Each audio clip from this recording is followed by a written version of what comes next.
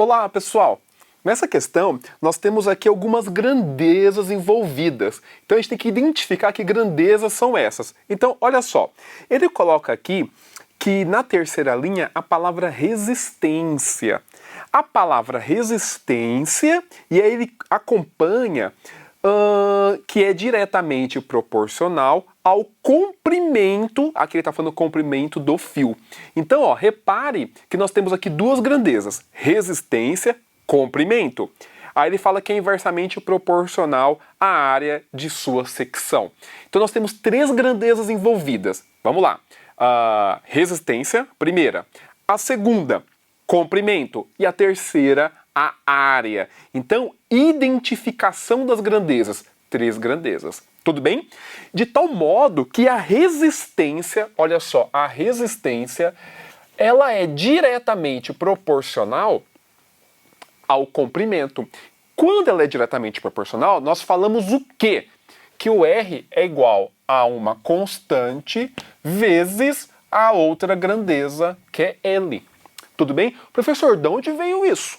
Olha só, quando as grandezas são diretamente proporcionais, a divisão entre elas é uma constante. Olha só, por exemplo, o R dividido pelo L é igual a uma constante. A divisão dos correspondentes é uma constante. Quando você passa o L para lá, multiplicando, vai dar K vezes L. Tudo bem? Só que ele diz aí que a resistência agora é inversamente proporcional à sua área.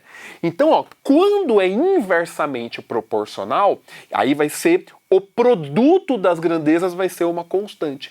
Se é o produto, então eu sei que o A ele vai aparecer aqui embaixo. Ó, o A vai aparecer aqui. Ó. Por que vai aparecer embaixo? Porque ó, o produto ó, R vezes o A, quando eu passo o A para lá, o A vai multiplicar o R. Então, por isso o produto, que vai ser igual a uma constante, eu posso pensar aqui na constante K. Tudo bem? Quando as grandezas são inversamente proporcionais, na teoria, nós temos o quê? Que o A, uma grandeza A, vezes a grandeza B, isso aqui é igual a uma constante. Por exemplo, um K. Então, repare que eu posso passar o B agora dividindo. Quando eu passo o B dividindo, vai ficar A igual a K sobre o B. Olha só o que apareceu aqui, ó. Tudo bem? Então, ó, o B está embaixo, ele pode passar para lá multiplicando, vai ser igual a uma constante. Só que aí eu tenho que juntar as duas informações, porque na verdade eu tenho as três grandezas. Eu tenho o R com L e o R com A. Mas aí eu não posso colocar separado, eu tenho que colocar tudo numa relação só. Tudo bem? E aí nós temos exatamente esta representação. Ó, essa fórmula é uma fórmula famosa. É uma fórmula famosa na física. Na física, que eu acho que é até a primeira lei de Ohm. Que a resistência, ela é aqui um ρ, a constante lá na física é chamado de ρ. Aqui o comprimento L dividido pelo A. É uma fórmula famosa lá na física. Tudo bem? O que é interessante perceber é o seguinte. O R é inversamente proporcional à área. Ou seja, se o R aumenta, ó, se o R aumenta, o que acontece com a área? Diminui. Eu posso pensar o seguinte. Se eu multiplicar o R por 2, o que vai acontecer com a área? Eu vou dividir por 2. De novo. Se eu pegar o R e multiplicar por 3, o que eu faço com a área? Divido por 3. Repare que a operação inversa, se aqui multiplica, aqui você vai dividir. Então, porque a relação ela é inversa. Tudo bem? Ele coloca no enunciado que o valor da resistência ele está a 1/4 do valor necessário. Se ele está a 1/4 do valor necessário, então eu vou ter que multiplicar por 4 para ele ir ao seu valor ideal. Ou seja, eu vou ter que pegar este R aqui e multiplicar por 4. Se eu multiplico o R por 4, o que vai acontecer com a área? Eu vou dividir por 4. Só que quando eu olho as alternativas, nós não temos aí uma relação direta entre a grandeza R e a área. Ele fala, por exemplo, aí do raio da secção. Então, por exemplo, ó, o que é a área? A área de uma secção. Então, nós temos aqui um fio. Ó, quando eu tenho aqui o fio, a secção é exatamente isso aqui, ó. A área dessa secção. Ou seja, é a área de uma circunferência. E a área da circunferência é dado por πr². Sim? Olha só que interessante. Essa área aqui é πr².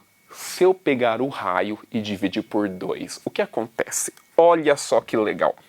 Se eu pegar o raio e dividir por 2, vai ficar assim, ó, π vezes r dividido por 2, ó, r sobre 2.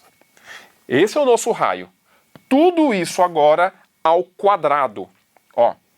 Por isso que eu tenho que colocar o parênteses, porque é o r sobre 2, não é mais o r.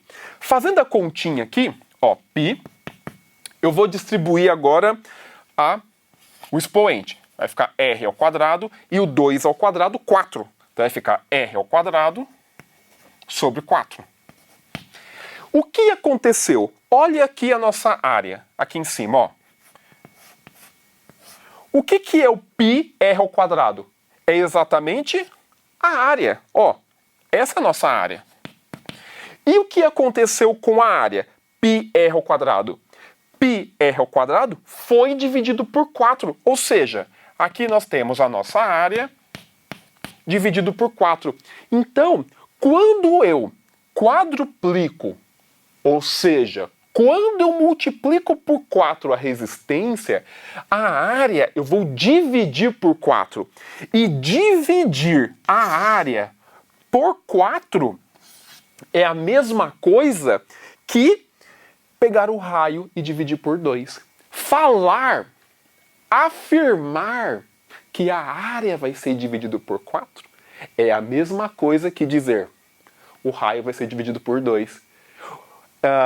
O significado dessas duas frases vão representar a mesma coisa. E aí a gente consegue fechar na alternativa. A alternativa, então, correta é aquela alternativa que diz dividir o raio da seção por 2. Nós vamos dividir o raio por 2.